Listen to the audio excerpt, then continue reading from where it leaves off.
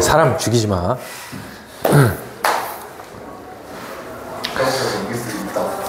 자, 그 다음에 이제 5번 했고, 그 다음에 이제 가볍게 7번을 좀 보세요. 7번. 7번 보시면 이제 그림은 진공 중에서 쇠구슬하고 깃털을 같은 높이에서 동시에 떨어뜨렸을 때 낙하하는 모습을 나타내는데, 질량은 쇠구슬이 이제 깃털보다 크대. 그러면 이제 첫 번째, 바닥에 뭐 한다? 동시 도달. 그지? 그 다음에 두 번째, 자, 시간당 속도 변화량은 뭐야? 이게 뭐의 정의야? 9.8. 그게 가속도의 정의잖아. 그래서 가속도는 같은 거지. 그 다음에 디귿, 중력의 크기는 당연히 쇠구슬이 깃털보다 뭐하다? 크다. 뭐 이렇게 보시면 되겠죠. 됐죠? 자, 그래서 그 페이지는 그렇게 보면 되고, 그 다음에 이제 9번, 아주 중요한 이제 9번, 10번 이런 거 좀 해볼게요.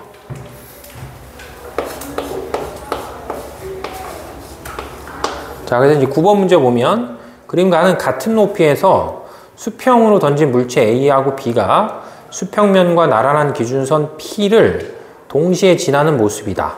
이랬을 때 나는 A하고 B의 수평으로 던진 속력과 던진 순간부터 수평면에 도달할 때까지 걸린 시간을 뭐 하냐면 나타냈다. 그럼 이게 지금 그림이 같은 높이에서 물체를 뭐 하는 거야? 던져서 하나는 요렇게 가고 또 하나는 요렇게 가는 거죠. 오케이. 그래서 이제 하나를 A라 하고 또 하나를 이제 B라고 해서 이제 A, B를 서로 뭐하라?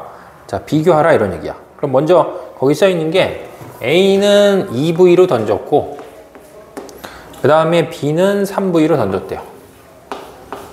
자, 이랬을 때 B가 이제 거기 있는 P점까지 오는데 걸린 시간이 뭐라고 써 있어? T라고 써 있잖아. 그럼 얘는 얼마야? T요. 얘도 T지. 그죠? 어차피 같은 높이에 있으니까 같은 높이에서 같은 위치만큼을 떨어졌기 때문에 걸린 시간은 서로 뭐하다? 같다. 이렇게 되겠지. 됐죠? 그래서 이제 옳은 걸 고르시오라 했으니까 일단 기억해 보시면 기억은 T보다 짧은 게 아니고 그냥 T랑 뭐하다?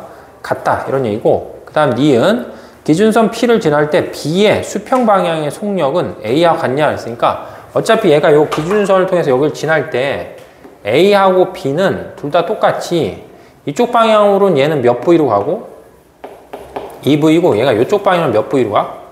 3V로 가는 거죠. 그죠? 그러니까 수평 방향의 속도는 서로 뭐 한 거야? 수평 방향의 속도는 서로 다르겠죠.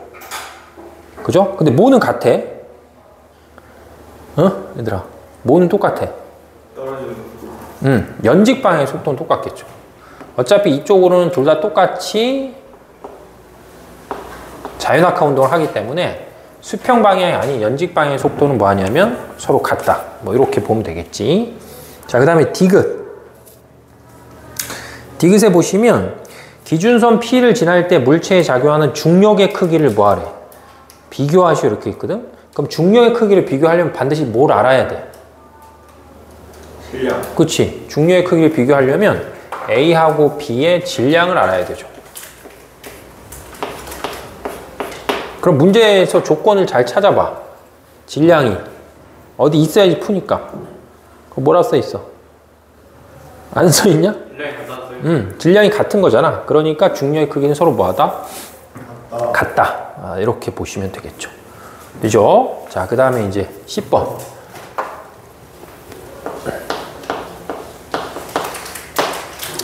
자, 10번은 이제 그림과 같이 건물의 서로 다른 층에서 질량이 다른 두 물체 A하고 B를 각각 수평 방향으로 던졌더니 수평면상의 같은 지점에 떨어졌다. 그래서 이에 대한 설명으로 옳은 것을 고르시오라고 했어. 그럼 이게 우리가 이제 비교해야 될 게 하나는 A고 하나는 뭐다?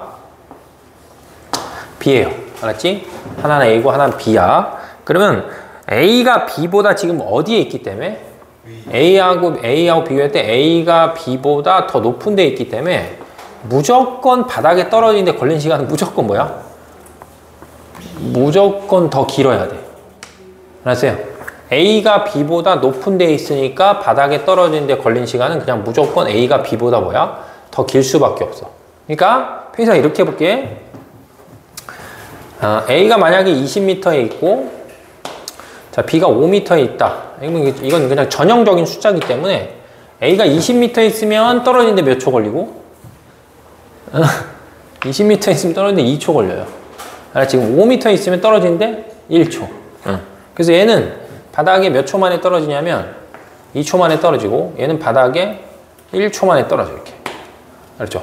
어차피 높이가 떨어지는데 걸린 시간을 뭐 한다? 결정을 한다. 이렇게 생각하면 돼. 근데 그림을 잘 봐봐. 그림을 잘 보면 무엇은 똑같아? 그림이 무엇은 똑같아? 떨어진 지점은 똑같으니까 얘네들이 어느 쪽으로 가는 게? 수평 방향으로 이 두 물체들이 이동한 거리는 서로 뭐하다? 같은데 보통 우리가 이제 물체가 수평 방향으로 이동한 거리를 구하고 싶어. 그렇죠? 수평 방향으로 이동한 거리를 구하고 싶으면 수평 방향으로 이동한 거리라는 건 등속 운동에서 가니까 뭐에다 뭐 곱하면 돼? 수평 방향으로 던진 속도에다가 뭐만 곱하면 돼? 떨어지는데 걸린 시간만 그냥 곱하시면 돼요. 어차피 등속이야 그냥. 되죠? 그러면 지금 얘네를 봤을 때 수평 방향의 이동 거리가 서로 같아. 근데 낙하하는데 걸린 시간은 무조건 2대 1이야. 이렇게. 그러니까 결국은 수평 방향으로 던진 속도가 몇 대 몇이 나와야 돼? 1대 2가 나와야 되겠죠. 그래야지 서로 곱한 값이 뭐 한 거야? 같죠. 그러니까 결국은 이 두 물체는 차이가 뭐냐라고 하면 아래쪽에 있는 B가 위쪽에 있는 A에 비해서 던진 속도가 뭐야? 던진 속도가 더 큰 거지. 그렇기 때문에 동일 지점에 뭐 한다? 동일 지점에 도달할 수 있어요. 이렇게 되겠죠. 그래서 기억해 보시면 연직 아래 방향의 속도 변화는 그냥 뭐 한 거야? 같아. 둘 다 똑같은 가속도를 받으니까. 그 다음 니은 던진 순간의 속력은 B가 A보다 뭐하다? 큰 거야. 그러니까 이제 같은 지점에 떨어진 거고. 그 다음에 디귿 A가 받는 힘의 크기랑 B가 받는 힘의 크기가 같냐라고 물어본 거잖아. 근데 문제에서 뭐가 다르다 했어. 뭐가 다르다? 질량이 다르다잖아. 그지? 그럼 질량이 다르니까 당연히 받는 힘도 뭐하다? 다르다. 이렇게 보시면 되겠죠. 됐죠? 자, 그 다음에 이제 11번 한번 해볼게요. 이거 되게 지극히 상식적인 내용으로 생각해서 문제를 풀면 되는데, 자, 11번을 보시면, 자, 그냥 그림 이렇게 생각해봐. 여기 이제 물체가 있는데, 그냥 이 물체가 이제 자유낙하에서 이렇게 쭉 뭐 하는 거야? 떨어지는 경우랑 비교해 봤을 때, 그림에 나와 있는 물체는 어딜 따라서 내려온다? 빗면을 따라서 내려와. 알았죠? 얘는 그냥 자유낙하에서 떨어지는 거고, 얘는 빗면을 따라서 이렇게 내려오는 건데, 얘들아, 두 물체가 무엇이 다르겠어? 분명히 무언가는 다르거든, 두 물체가. 무엇이 다를까? 시간. 무슨 시간? 내려오는 시간. 왜 다를까? 얘는 이렇게 한번 그러니까, 아니 그런 건 없다고 쳐. 마찰은 없다고 치면. 얘네 둘의 차이. 이동거리가 달라서. 뭐 얘는 이렇게 떨어지고 얘는 이렇게 그런 뭐 여러 가지 차이가 생겨. 근데 결정적으로 봤을 때 이 두 물체의 제일 큰 차이가 뭐냐면 가속도가 틀려요. 가속도가. 얘의 가속도랑 얘의 가속도가 뭐하다? 달라. 그래서 얘 나중에 좀 배울 거지만 그냥 미리 좀 얘기를 할게요. 미리 얘기하면 보통 우리가 어떤 물체가 빗면을 따라서 내려왔을 때 빗면을 따라서 내려온 물체의 가속도는 G사인 세타예요. 근데 요새 되게 유행하는 식이야. 원래 물투에서 배우는 건데 물리원에서 되게 요새 잘 나요. 알면 되게 문제 풀 때 편하거든.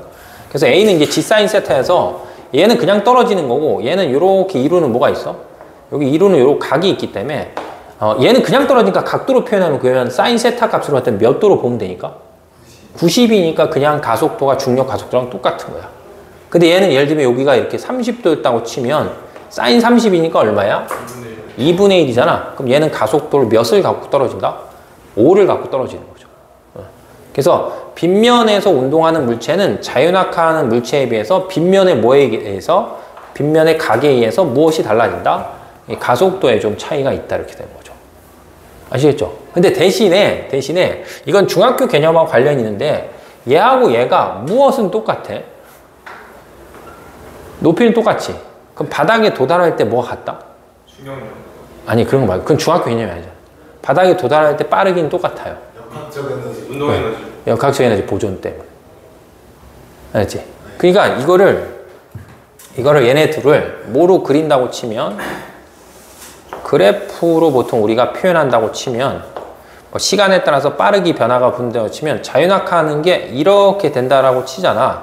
알았죠? 그럼 자유낙하하는 게 이렇게 된다고 치면 얘는 얘보다 가속도가 뭐하니까? 작으니까 얘는 이런 느낌인 거예요. 이렇게.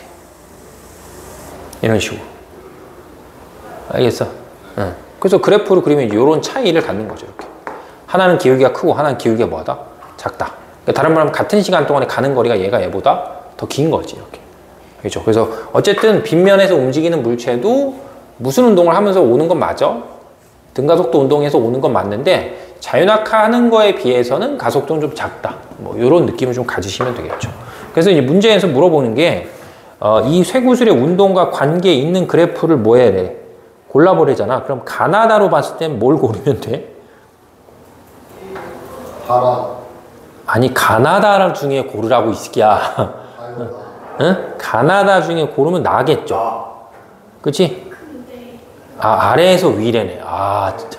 아래에서 위래네. 그러면 다겠죠. 그치? 됐죠? 그 다음에 만약에 이동거리로 치면 그럼 뭐야? 이동거리로 치면 사이간격이 좁아지는 거잖아. 그치? 그러면 마가 되겠지. 됐죠? 그래서 그런 식으로 좀 표현할 수 있겠죠. 됐어요.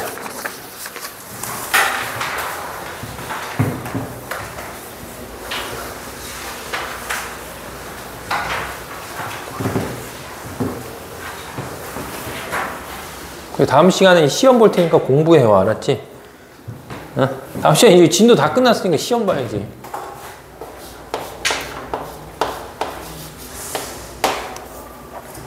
자, 12번.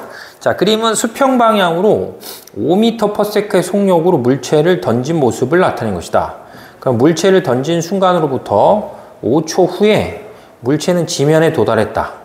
그럼 물체가 지면에 도달할 때까지 물체가 수평 방향으로 이동한 거리는 얼마예요? 라고 물어봤어. 그럼 그냥 답이 얼마야? 25. 이게 끝이야. 그지? 그렇잖아. 떨어지는데 몇 초 걸렸으니까. 5초 걸렸으니까 25다. 근데 이제 문제는 시험 문제를 거꾸로 봤을 때 5초 후에 뭐 한다 했기 때문에 5초 후에 낙하한다 라고 표현했기 때문에 우리가 저 5초라는 저 수치 때문에 구할 수 있는 게 두 개를 구할 수 있어요. 알았지? 구할 수 있는 게 두 개를 구할 수 있어서 첫 번째는 낙하한 뭘 구할 수 있다? 낙하한 높이가 얼마인지 구할 수 있고 그 다음에 두 번째는 낙하하는 뭐다? 낙하하는 순간에 연직 방향의 빠르기가 얼마인지 계산할 수가 있어요. 이 두 개를. 그래서 첫 번째 뭘 구할 수 있다? 낙하한 높이를 구하는 식은 등가속도 운동식 두 번째 때문에 이렇게 구할 수 있겠죠. 근데 자꾸 선생님 이걸 쓰는데 원래 선생님 수업 시간에 이제 증명해 주는 이거잖아. S는 뭐다? 처음 속도에다 시간을 뭐 한 거야? 곱한 거에다가 뭘 해준다? 2분의 1의 AT의 제곱을 한다 이거란 말이야 원래는. 그래서 이게 이제 의미는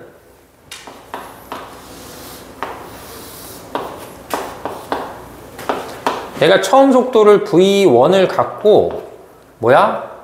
이렇게 간단 말이야 이렇게. 그러면 그때 했듯이 똑같이 만약에 얘가 무슨 운동만 하면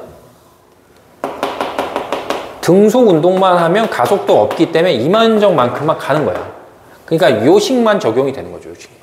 근데 무슨 운동을 해버리기 때문에 등가속도 운동에서 빨라지기 때문에 이 넓이만큼을 뭐 하는 거야? 이 넓이만큼을 더 가기 때문에 이 넓이를 우리가 구하면 이 값이 이만큼이 나오는 거예요. 알겠죠? 근데 자유낙하하는 문제에서는 뭐가 없기 때문에 자유낙하라는 의미는 초속도가 없기 때문에 요 값을 그냥 0으로 잡고 물체가 이동한 거리를 높이로 잡고 가속도를 중력 가속도 잡아서 저 식이 나오는 거지. 됐죠? 그럼 여기다 이제 넣으면 2분의 1에 뭐 중력 가속도 10이었다고 치면 10 곱하기 뭘 하면 10 곱하기 25를 하면 이 물체는 처음에 125m 높이에서 떨어졌어요. 이런 것들을 구할 수 있는 거지. 그리고 이제 두 번째 연직 방향의 속도는 몇 초 만에 떨어졌으니까 5초에 떨어졌으니까 GT 이렇게 하면 10 곱하기 5니까 따라서 얼마다? 50m/s의 연직 방향의 속도를 가져요. 뭐 이렇게 표현이 되는 거죠. 알겠죠? 그래서 어떤 수치들이 나오면 이제 그 수치를 갖고 다른 값들을 좀 다양하게 뭐 할 수 있냐면 구할 수 있는 거지. 됐죠? 자, 그 다음에 이제 13번. 자, 13번은 이제 뉴턴의 사고 실험. 그래서 결국 이제 뉴턴은 이 사고 실험을 통해서 달이 지구 둘레를 도는 거를 뭐 하는 거냐면 찾은 거란 말이에요. 그래서 그림상에서 보듯이 이렇게 지구가 있었을 때 지구에서 높은 데 올라가서 물체를 뭐야? 던져. 그럼 내가 어떤 속력으로 던졌을 때 물체가 이렇게 떨어졌을 때 요거보다 더 큰 속력으로 던지면 뭐야? 더 멀리 가서 떨어지고, 예를 들면 어떤 특정한 것보다 더 빠른 속도로 던지면 뭐 하지 않고 떨어지지 않고 지구 둘레를 뭐야? 뱅글뱅글 돌 수 있다. 이렇게 되는 거죠. 그래서 이제 그림상에 세공 A하고 B하고 C에 미치는 중력의 크기를 물어봤잖아. 그죠? 그럼 중력은 어차피 이 세 물체가 다 뭐가 똑같기 때문에 질량이 똑같기 때문에 중력은 똑같은 거고, 다만 던진 빠르기는 누가 더 큰 거야? C가 제일 큰 거죠. 그래서 그때 얘기했듯이 만약에 이렇게 7.8km/s 정도의 속도로 공기 저항을 무시할 때 뭐 하게 되면, 던지게 되면 저 물체가 이제 지구 둘레를 뭐 한다? 뱅글뱅글 도는 이제 등속 원운동을 할 수 있다. 이렇게 되는 거죠. 그래서 요거를 나중에 뭐 물투나 이런 거 하면 배우겠지만 제1 우주 속도다. 보통 우리가 이렇게 불러요. 그래서 요 속도보다 조금 더 크게 쏘잖아.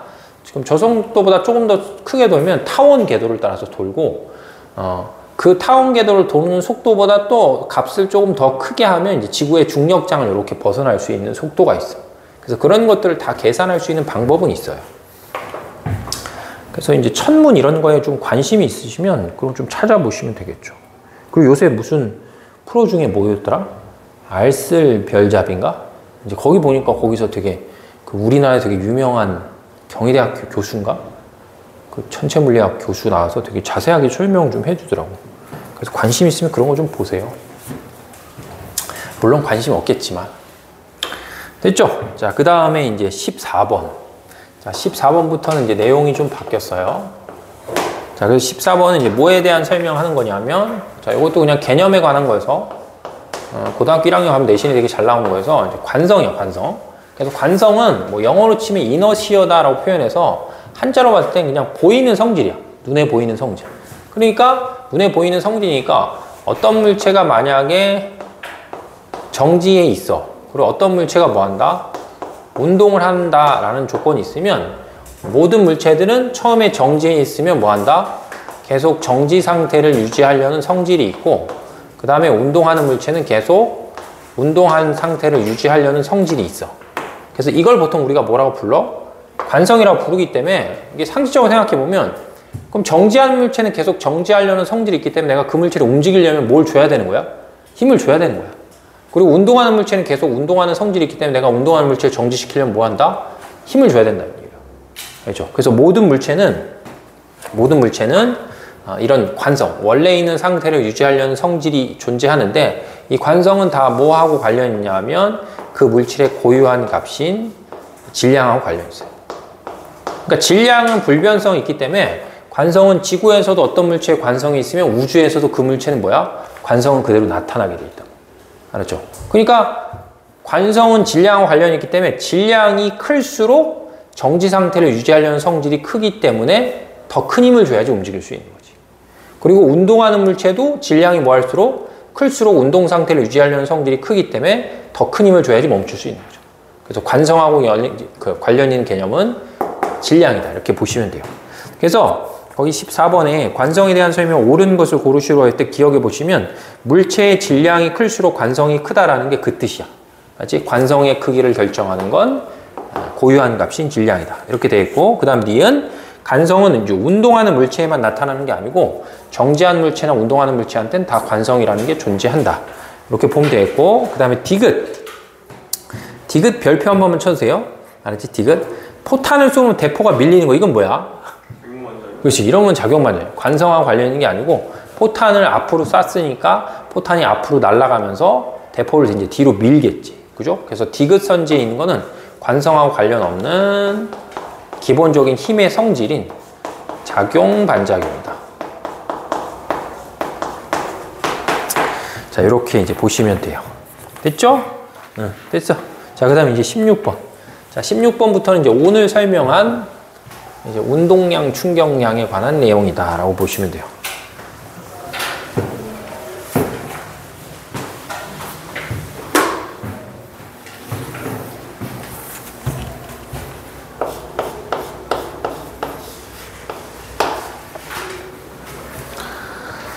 자, 그래서 이제 16번 보시면 그림은 마찰이 없는 수평면 위에서 자, 첫 번째 밑줄 정지에 있는 알았죠? 첫 번째 밑줄이야. 문제 풀 때 써야 돼.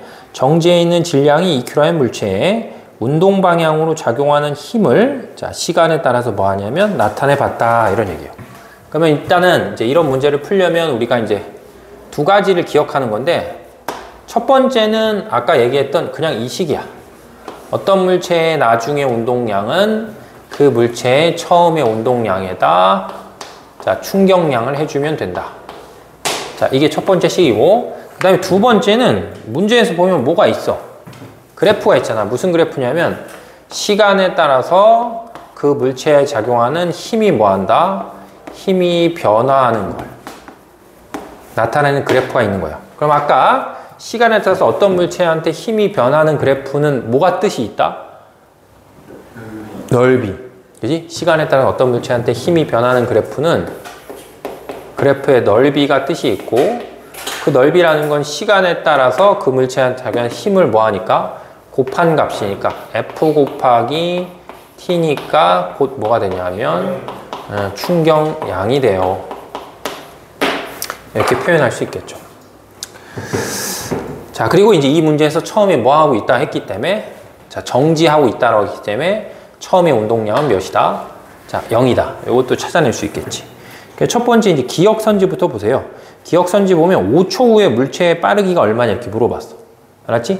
5초 후에 물체가 빠르기가 얼마냐. 그러면 처음에 이 물체의 운동량이 0일 때 5초 후에 물체의 빠르기를 물어봤으니까 5초 후에 운동량을 먼저 구해야 돼. 알았지? 근데 5초 동안 받은 충격량이 얼마다? 그 정도는 산수할 수 있잖아. 30이잖아. 그지? 그럼 처음에 운동량이 0이었을 때 5초 동안 30만큼의 충격량을 받았으니까 5초가 되는 순간에 나중에 운동량이 그대로 30이 돼야 되겠지. 왜냐면 운동량, 충격량은 서로 전환이 되는 거니까. 근데 문체에서는 속력만 물어봤잖아. 그러면 속력을 물어봤으니까는 V2 값만 물어봤으니까 뭘 알아야 돼? 질량을 알아야 되겠지. 그래서 문제의 조건에서 질량이 몇이라고 있으니까 2라고 있죠. 그럼 2 곱하기 15가 되니까 따라서 빠르기는 15m/s다. 자, 이렇게 구해지겠죠. 그럼 이제 같은 논리로 하면 니은은 뭘 물어봤냐면 10초 후에 뭐다? 빠르기가 얼마냐 이거야. 그럼 10초 후에 빠르기가 얼마냐라고 하면 면적을 몇 번 구해야 돼? 2번 구해야 되지. 그래서 첫 번째 면적은 이미 구해놨으니까 얼마다? 30 이렇게 하시면 되고 두 번째 면적은 뭐 예전에 앞전에 물리할 때도 설명했는데 이런 것들은 그냥 평균 쓰시면 편해요. 알았지? 처음에 몇이야? 6이지. 힘이. 나중에 몇이야? 10이지. 그럼 10과 6의 평균은 8이야. 그럼 그냥 8 곱하기 5 하면 몇이 나와? 40 이렇게. 그래서 총 충격량을 70을 뭐 한 거야? 70을 받은 거니까 나중에 운동량도 70이 되고 질량이 2니까 따라서 얼마다? 35m/s다. 이렇게 해서 그냥 요 기준 틀에 잘 맞춰서 넣으시면 되겠죠. 자, 그 다음에 디귿 0에서 5초 동안에 물체의 운동량은 어때요? 물어봤어. 그럼 0에서 5초 동안 무슨 운동 하는 거야? 0에서 5초 동안 등가속도. 힘이 일정하니까 등가속도 운동을 하겠지. 그러니까 운동량은 일정할 수가 없고 운동량은 뭐 한다? 증가한다. 뭐 이렇게 봐야 되겠죠. 됐죠? 자, 그 다음에 18번. 이거 이렇게 쭉 풀면서 저 뒤에 있는 데까지 가면 그만할게. 별로 안 남았잖아. 그럼 좀 쉬시면 돼요. 자, 그래서 근데 뭐 끝날지 안 끝날지는 잘 모르겠어. 자, 18번 문제 보면 자, 그림은 마찰이 없는 직선상에서 5m/s의 속력으로 운동하는 물체 A가 일정한 속력 V로 운동하는 물체 B하고 충돌한 후에 A는 1, B는 4의 속력으로 운동하고 있다.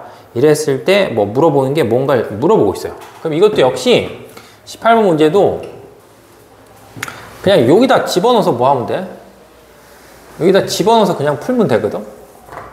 그래서 한번 넣는 거 연습하고 그 다음에 아까 설명했던 더 빠르게 푸는 방법도 해볼게요. 그럼 일단은 얘네는 대상이 두 개 있으니까 A와 B를 따로따로 생각해 볼게. 그래서 먼저 A를 보면 A, 자, 처음에 운동량 몇이다? 빨리빨리 해. A 처음에 운동량 10. 응, A는 10. 자, 그 다음에 나중에 운동량 몇이다? 2. 그러니까 따라서 처음에 10이었다. 나중에 2가 됐으니까 몇을 빼줘야 돼? 8. 자, 8을 빼줘야 되겠죠, 이렇게. 그럼 얘가 8 빼면 얘는 8을 뭐 해야 돼? 거꾸로 더하시면 돼요. 이유는 왜 더하는지 알겠어? 방향이 서로 반대니까. 됐죠? 자, 그 다음에 B는 처음에 운동량 얼마? 4V. 4V. 이렇게 되겠고, 나중에 운동량 16. 이렇게 되겠죠. 그럼 이렇게 넘기니까 뭐가 더 많으니까 8 나오지? 그러니까 따라서 V는 얼마다? 2m/s다. 이렇게. 알죠? 그래서 A와 B를 따로따로 생각해서 푸는 건데, 더 빨리 푸는 건 뭐야? 더 빨리 푸는 건. 더 빨리 푸는 건 그림에서 충돌하기 전과 충돌한 후에 운동량을 더한 값이 서로 뭐하다? 같다. 아까 설명했던 더 빨리 푸는 방법은, 자, 그냥 일반화시켜 써면 이렇게. 처음에 두 물체의 운동량 더한 거는 나중에 두 물체의 운동량 더한 거랑 똑같아요. 만약에 이 식을 아까 증명할 때 이제 알고 있었다고 치면, 처음에 운동량 얘 10이고, 얘가 얼마냐면 4V고, 나중에 운동량 얘가 2고, 얘는 몇이다? 16이다. 이렇게 하면 그냥 바로 나오지. 알죠? 그래서 그냥 뭘로 풀던가, 운동량, 충격량의 관계로 풀던가. 알았지? 첫 번째 관계로 풀던가, 아니면 두 번째는 뭘 쓰시면 되냐 하면,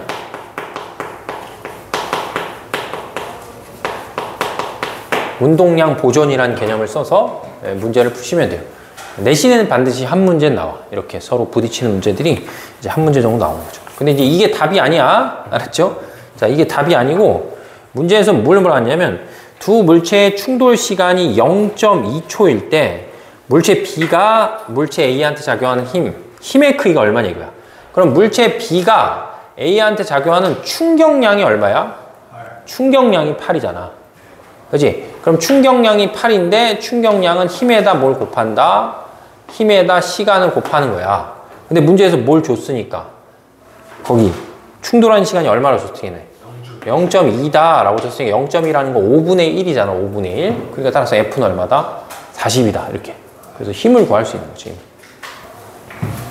그래서 이렇게 틀에 집어넣어서 푸시면 답이 잘 나온다라고 보시면 되겠죠. 자, 그 다음에 이제 뒤에 넘기셔서, 자, 21번.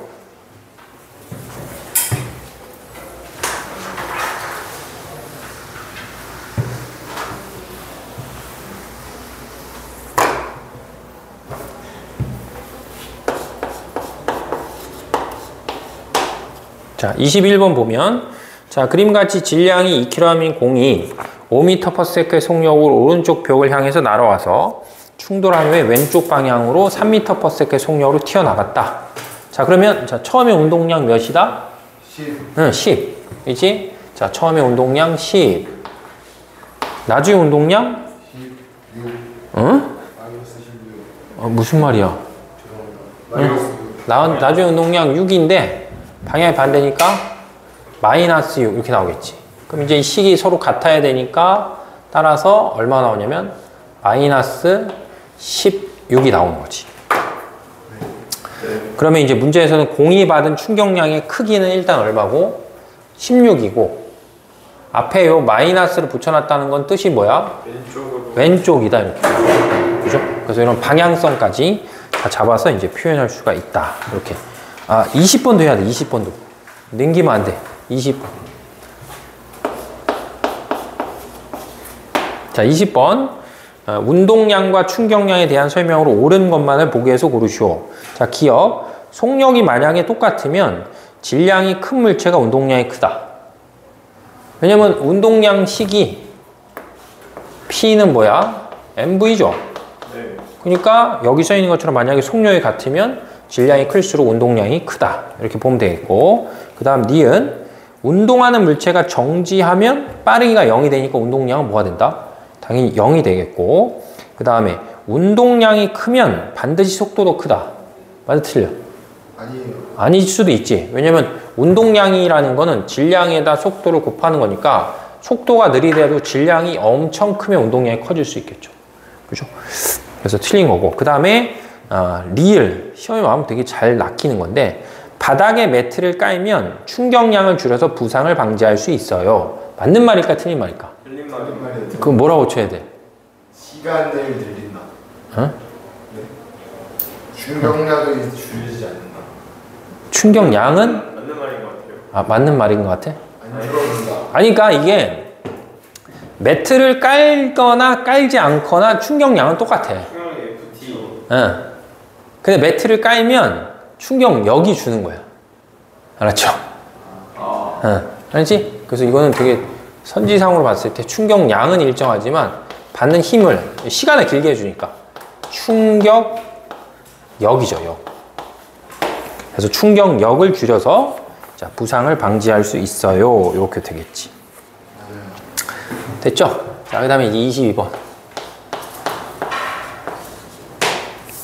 자, 22번 보면, 자, 이것도 되게 헷갈리면 안 되는 게, 자, 이게 철수였다고 칩시다. 알았지? 이게 철수의 발이 아니고 손이야. 알았지? 철수의 손이고, 자, 그 다음에 영희의 뭐다? 자, 영희의 손이 있었어, 이렇게. 그래서 얘네 둘이 이제 뭐 하냐면, 서로 뭐 한다? 서로 미는 거야. 그럼 미는 힘은 누가 더 세다? 철수. 같다. 알았지? 왜냐면 이제 해볼게. 철수가 영희를 뭐야? 밀어. 그렇죠? 그러면 영희도 철수를 뭐야? 밀어. 작용 반작용이니까. 근데 이 힘만 있는 게 아니고 다시 누구도?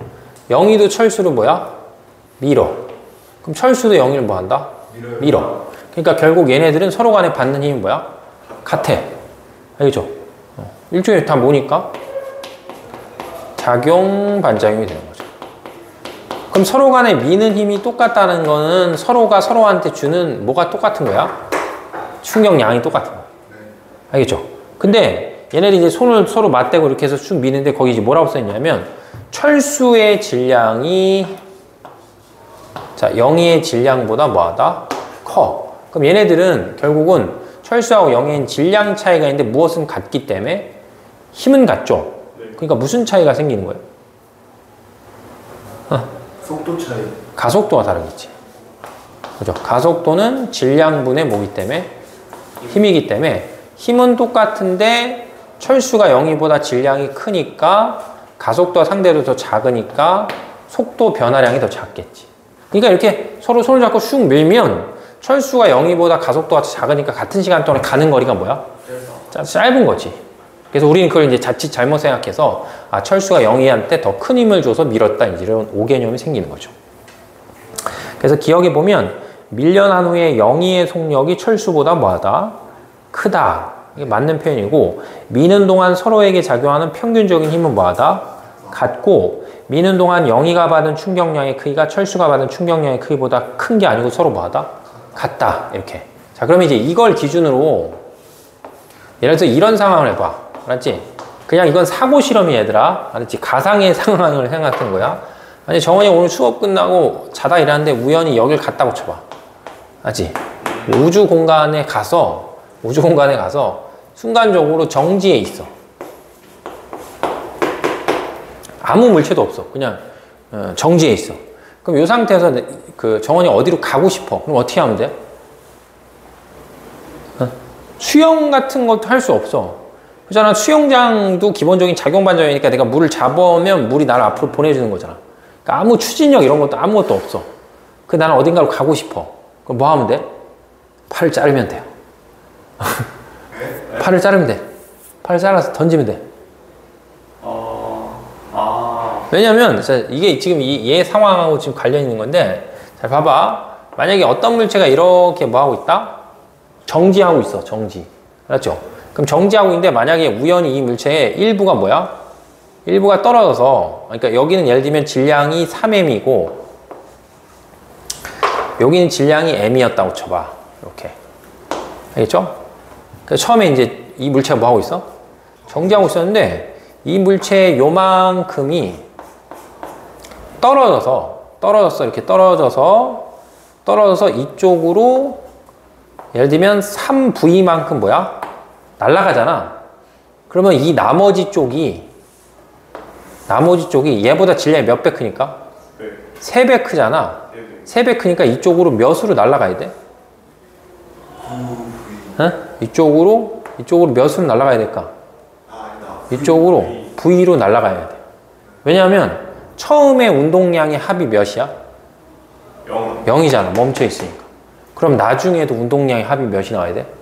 0이 나와야 돼. 운동량 보존 때문에. 돼요. 그러니까 결국 우주 공간에 가서 내가 움직이고 싶으면 뭐 팔을 자르면 어쨌든 죽을 수 있으니까 자기가 갖고 있는 물체를 하나씩 뭐 하면 돼? 던지면 그 던진 물체의 반대쪽으로 나는 날아가게 돼 있어요. 이런 게 다 이제 물리적으로 봤을 때 이제 운동량, 충격량 관념과 좀 관련이 있구나. 뭐 이렇게 생각을 하면 되겠지. 됐죠? 자, 그 다음에 이제 24번.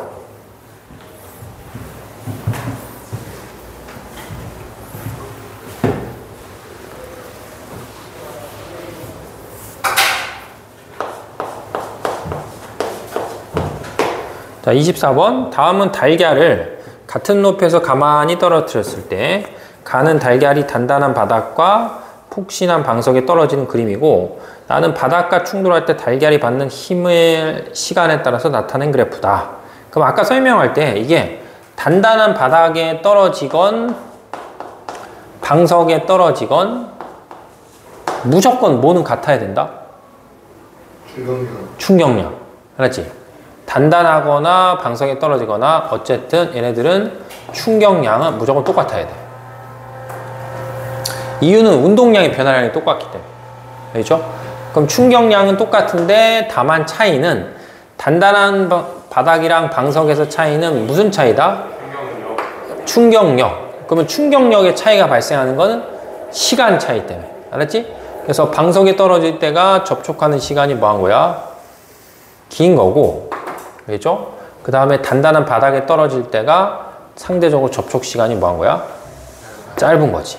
그지? 아, 갑자기 이거 하니까 다른 내용이 생각나는구나. 그래서 이거 하고 잠깐 뭐 얘기해 볼게요. 아까 그 또라이들 얘기랑 똑같은 거야. 그래서 첫 번째 기억 보시면 A는 달걀이 어디 떨어질 때야? 바닥. 그치? A는 이제 바닥에 떨어질 때고 B가 이제 방석이 되겠죠. 그 다음에 니은의 면적 SA랑 면적 SB는 뭐하다? 같아. 충격량은 똑같으니까 SA랑 SB랑 똑같은 거지. 그 다음에 디귿에 달걀이 받는 평균적인 힘은 당연히 누가 더 크다? 깨지는 쪽이 더 크니까. 그치? FA가 FB보다 더 크다. 이렇게 되겠죠. 그래서 그냥 이건 여담인데, 선생님 우리나라에서 되게 좋아하는 과학자 중에 한 명이 최재천 교수라고 있거든? 최재천이라고. 들어본 적 있냐 혹시? 아, 모르냐? 되게 유명한 사람인데. 어쨌든 그 사람이 되게 다윈을 좋아해. 다윈은 아니 얘들아. 그래서 그래서 얼마 전에 다윈의 사도들이라는 이제 그 책이 출판이 돼서 거기서 이제 어떤 성의 차이, 성차별 그런 거에 대해서 이제 막 여러 가지 토론하는 걸 그 사람이 써놓은 글인데, 내가 아까 얘기했던 그런 약간 또라이들하고 관련 있는 거야. 그리고 이게 남녀가 이게 수학, 과학의 능력 차이 이런 것들하고 다 관련 있는 거여서 보통 남자들의 어떤 수학 능력이나 과학 능력의 그래프를 보통 그리면 이런 식의 형태로 나온대. 분포도가. 그리고 여자들 같은 경우는 분포도를 그리면 여자들은 약간 이런 분포들이 나와. 그러니까 이제 이 그래프의 의미는 뭐냐면, 이쪽으로 갈수록 이쪽으로 가면은 뭐 하냐면, 이쪽으로 가면 뛰어난 거고 이쪽으로 가면 뭐 한다? 멍청한 거야. 그러니 그럼 이제 이 그래프상으로 봤을 때 남자가 여자에 비해서 뛰어난 사람들이 뭐야? 그러니까 이제 수학, 과학 분야에서 뭐 노벨상이나 이런 거 받는 사람들이 더 뭐야? 많은 거야, 많은 거야. 근데 이 그래프를 보통 우리가 이제 그래서 남자가 여자보다 뛰어나다고 했을 때 맨날 어디만 보여주냐면 여기만 보여주는 거거든? 근데 저쪽을 보면 어떻게 돼? 저쪽을 보면 여자들은 남자에 비해서 수학, 과학 분야에서 예를 들면 더 뛰어나진 않지만 평균적으로는 뭐야? 평균적으로 더 나은 거야. 그러니까 또라이 새끼들은 훨씬 뭐야? 남자 많은 거지. 극단적인 거지, 극단적. 그러니까 맨날 여기만 보여 뭐 하는 거야? 요쪽만 보여줘서 아 남자가 여자에 비해서 수리적 능력이 더 탁월하다 이렇게 표현하는 거지 전체를 봤을 때 요쪽으로 보면 뭐야? 미친놈들이 더 많은 거야 이게. 알았지? 너네는 어디에 속하는 거야? 오른쪽. 아 그런 거야? 그렇구나. 그래서 막 뭐 남자애들 말고 특히 여자애들 같은 경우에 나는 계속해도 뭐 물리가 잘 안 돼요? 스트레스 받을 필요 없는 거야. 그냥 태어나길 뭐야? 그렇게 태어난 거야. 수능을 안 보면 돼 그냥 물리를. 알죠? 다른 과목도 많은 거니까.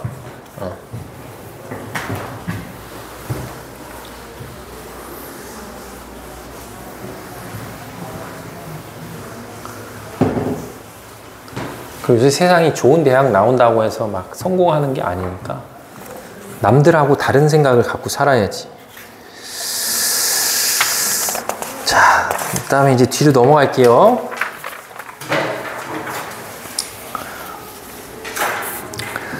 자, 뒤로 넘어가서 이제 25번 볼게요. 25번.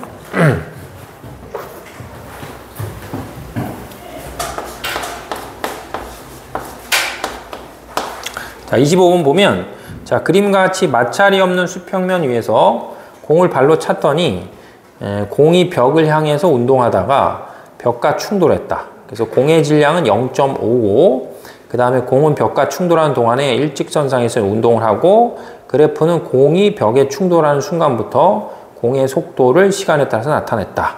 그럼 이제 이랬을 때 문제에서 주는 게 뭐냐면 0에서 0.03초 때까지 벽이 공으로부터 받은 평균적인 그 힘의 크기가 얼마냐 이렇게 뭐하래? 구하래. 그럼 이것도 역시 이렇게 하는 거거든?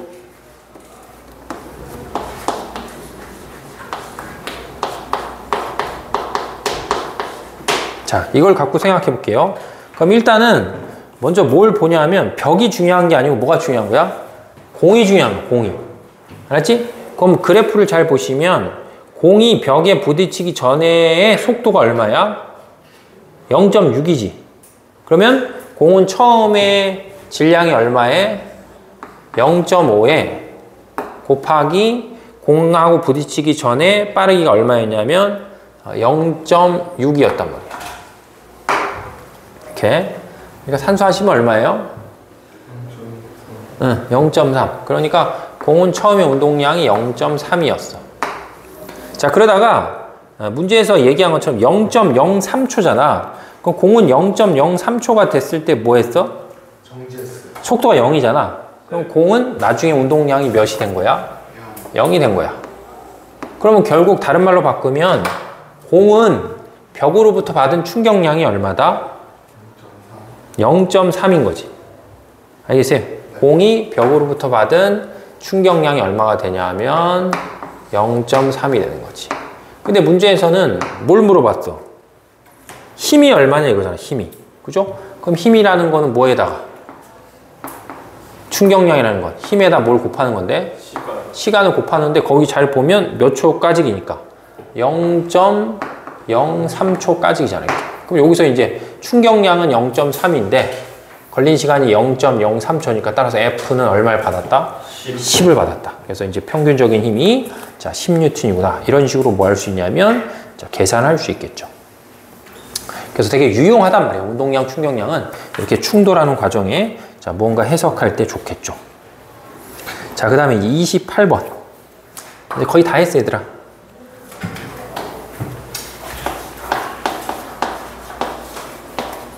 자, 28번 보세요. 그림은 마찰이 없는 수평면에서 10m/s의 속력으로 운동하던 물체 A가 정지해 있는 물체 B와 충돌해서 자, 거기 밑줄 한 번만 그어줘. 한 덩어리래. 알죠? 한 덩어리. 그래서 한 덩어리에 대해서 운동하는 모습을 나타낸 거다. 그러면 이랬을 때 A와 B의 질량은 1과 4인데 무언가를 좀 구해보시오 이렇게. 그럼 이거는 이제 아까 했던 거 이제 요건 계속 써봤으니까 아까 했던 걸 다시 해볼게. 뭐냐면 충돌하기 전과 뭐다? 후에 반드시 똑같은 게 뭐다? 아까 우진 설명할 때도 했잖아. 충돌하기 전과 후에 같은 게 뭐야? 두 물체의 운동량을 합한 게 똑같지. 그죠? 충돌하기 전과 후에 두 물체의 운동량을 합한 게 똑같단 말이야. 그러면 충돌하기 전에 A하고 B가 있는데 A는 정지하니까 정지해 있으니까 상관이 없는데 B는 10m/s로 가고 질량이 1이고 얘는 질량이 4니까 처음에 운동량이 몇이 있는 거야? 10이 있는 거지, 10. 그죠? 그럼 처음에 운동량이 10이기 때문에 나중에 운동량도 반드시 몇이 나와야 돼? 10이 나와야 돼. 근데 나중에는 질량이 1인 물체랑 질량이 몇인 물체가 4인 물체가 합쳐 있으니까 전체 질량이 5가 될 거 아니야. 그럼 처음에 운동량이 10이니까 나중에도 무조건 몇이 나와야 돼? 10이 나와야 되니까 얘네는 합쳐서 몇으로 가는 거야? 합쳐서 2로 가겠죠. 그래야지 5 곱하기 2 하면 다시 몇이 돼? 10이 되겠지. 됐죠? 그러면 이제 기억, 충돌 전 A의 운동량은 얼마냐 했으니까 그냥 10 이렇게 하면 되겠고, 니은 충돌 후의 속력은 얼마예요 했으니까 충돌 후의 속력은 얼마가 된다? 2가 돼야 되고, 그 다음에 충돌 후의 운동 에너지는 얼마 이렇게 물었어. 그럼 이 정도는 계산할 수 있잖아. 중3이니까. 그래서 2분의 뭐야? 1에 질량이 몇이니까 5죠. 그 다음에 2에 뭐 하면 돼? 2에 제곱하면 되겠지. 이렇게. 2분의 mv 제곱이잖아. 운동 에너지. 그쵸? 그래서 이제 충돌 후에 운동 에너지 좀 구할 수 있겠지. 이렇게. 됐죠? 모르겠냐? 알겠습니다. 알겠어? 왜냐면 이 육식이 이 정도는 알잖아. 운동 에너지가 2분의 1에 m의 v 제곱이다. 이렇게. 됐죠? 자, 그 다음에 이제 29번. 자, 다음은 질량이 각각 1, 2, 1인 물체 A, B, C의 운동량을 나타냈다. 그럼 빠르기를 비교해 보래. 그러면은 자, A랑 B랑 C가 있는데 A, B, C에는 P0, 얘는 2P0, 그 다음에 얘는 2P0. 그래서 요 값이 이제 운동량이고, 그 다음에 질량은 1에 2에 1이래. 그래서 빠르기를 뭐 했으니까? 빠르기를 물어봤어. 빠르기를. 그러니까 요거는 운동량 값이고, 빠르기래. 맞지? 요거는 뭔 값이니까? 요건 질량이니까 뭘 구하면 돼? V를 구하래잖아. 그럼 어차피 P는 MV니까 그럼 V는 뭐분의 뭐야? V. 그렇지. V는 N분의 P지, 이렇게. N분의 P, N분의 P, N분의 P 이렇게 나와야 되겠죠. 되죠? 그러니까 1대 몇이 나온다? 2가 나온다. 이렇게 구할 수 있겠지. 그죠? 그래서 비율로 봤을 땐 1대 2다. 이렇게 이제 보면 되겠지. 됐죠? 네. 자, 그 다음에 이제 다음 페이지에 있는 31하고 32. 여기까지만 하고 끝낼게. 자, 그림은 마찰이 없는 평면에 정지해 있던 질량이 2kg인 물체 A에 수평면의 방향으로 10N의 힘을 0에서 3초 때까지 가하는 모습을 나타냈다.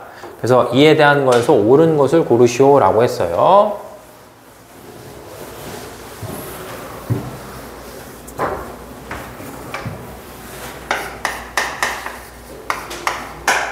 자, 그러면 처음에 뭐 하고 있다 했기 때문에 정지에 있다 했잖아. 그럼 처음에 운동량 그냥 바로 몇이라 하면 돼? 0. 그치? 거기에다가 0에서 3초 때까지 받은 충격이니까 10N의 힘을 몇 초 동안 줬으니까? 3초 동안 줬으니까 10 곱하기 3 하면 되겠죠. 그럼 결국 나중에 운동량이 몇이 나온다?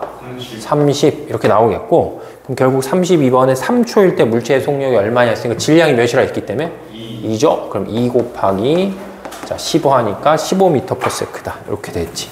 됐죠? 그래서 오늘 여기까지 하고 나머지 시간은 지금 안 푼 문제 있잖아. 그거 풀면서 정리하세요. 그럼 너네는 숙제 안 내도 되겠다. 그리고 혹시 질문 있으면 질문하고.